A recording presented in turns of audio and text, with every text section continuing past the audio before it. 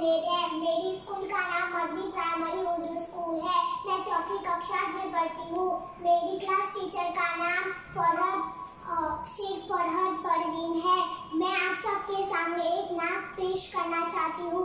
मेरी नात का नाम है बिन देखे मोहम्मद पर कुर्बान जमाना है। देखे मोहम्मद पर कुर्बान जमाना है, जिस जिस को भी देखा है वो उनका दीवाना है।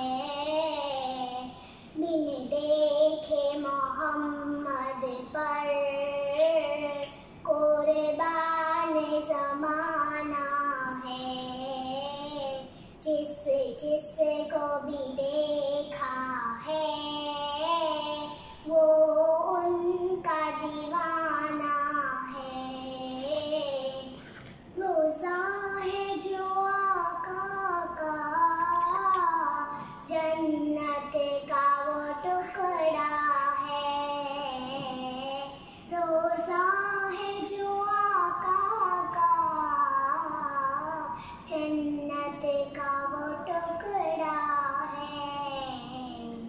हुजरे में तो अम्मा के रहमत का खजाना है।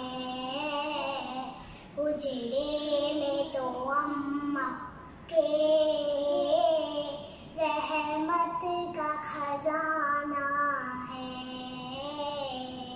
ने देखे मोहम्मद पर कुर्बान जमाना है, जिस जिस को भी देखा है